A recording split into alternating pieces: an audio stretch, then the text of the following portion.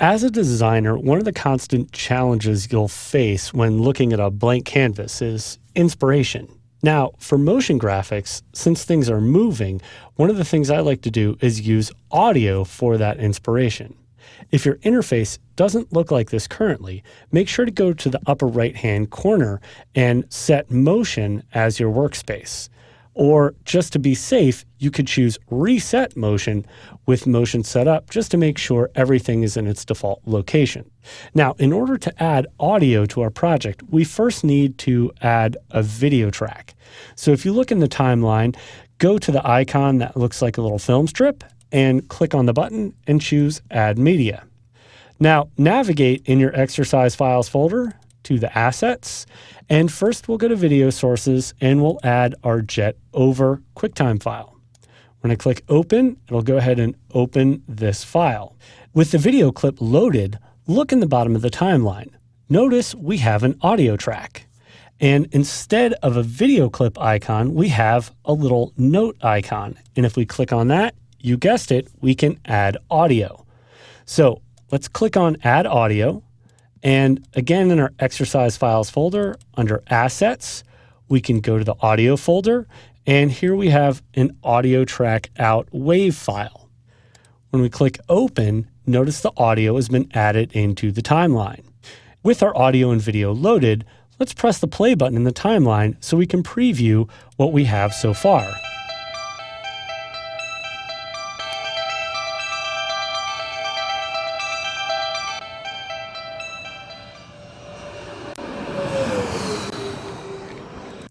Now, I noticed there was some stuttering in the audio, and I wanted to let you know that that actually was in the actual clip itself.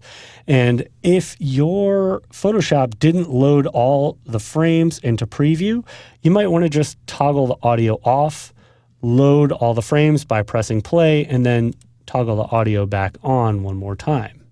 Once you have a smooth preview loaded, there's one other thing you should check out doing when working with audio inside of Photoshop, and that's actually creating markers. Now, in order to create markers in the timeline, you want to enable a specific function called comments. So if you go to the flyout button in the upper right corner of the timeline, click on that, there is an option for comments. So you want to edit a timeline comment. And when we go ahead and do that, we can add our first comment. So let's call this marker 1. When we click OK, notice we can't see anything in the timeline just yet. In order to actually see your comments, you need to go to the flyout menu again, and under the show options, you need to enable the comments track. Now in here, if I double click on this, notice I can open up my timeline comment and make an edit. I can also click OK and just click right on the comment and move it anywhere else in the timeline. Now, most of the time when I add a comment or a marker, I want to notate what's going on in the audio.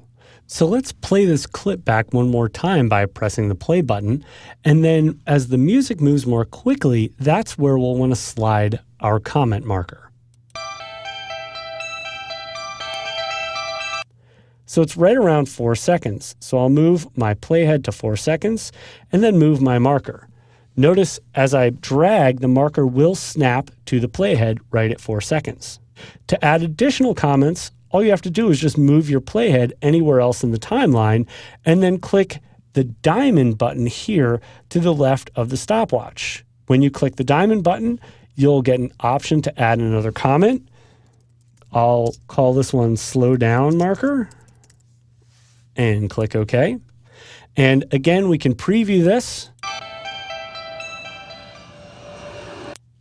So I can go ahead and reposition my playhead and just make sure that this marker is exactly where the music starts to slow down. Right at 8 seconds. So with our comments in the timeline and our audio in the project, we're actually set up to begin editing the rest of our project and using this inspiration to create some pretty interesting motion graphics.